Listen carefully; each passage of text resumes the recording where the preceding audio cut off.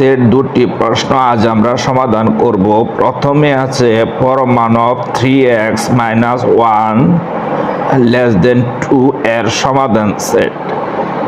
তাহলে আমরা দেখি এর সমাধান।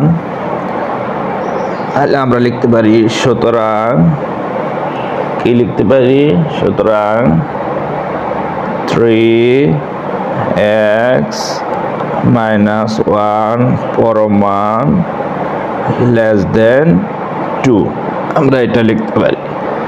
এখন দেখবেন এখানে যত দেওয়া আছে, এখানে কত দেওয়া আছে, 2 দেওয়া আছে। 2টা কি ধনাত্মক না ঋণাত্মক, +2 দেওয়া আছে না -2 দেওয়া আছে?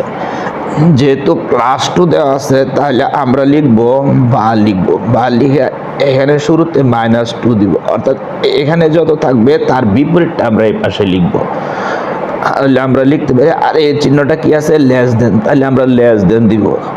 লেস দেন দেওয়ার পরে 3x - 1 সেম < 2।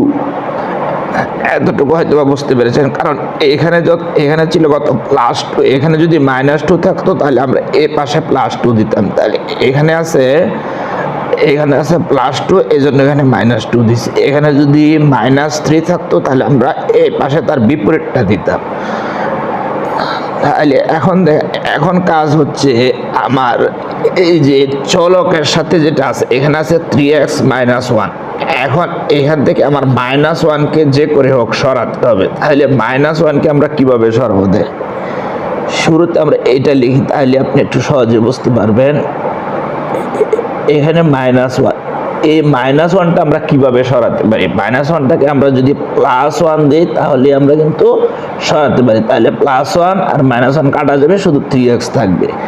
তাহলে আমরা এই চিহ্নটা দিই, এখানে ছিল 2, তাহলে 2 এর সাথে এই যে আপনি একটা বাড়তি +1 দিয়েছেন, সেম +1টা এই পাশেও দিবেন, ঠিক আছে? এখানে আছে -2, এখানেও কিন্তু এই 1টা আপনি দিবেন।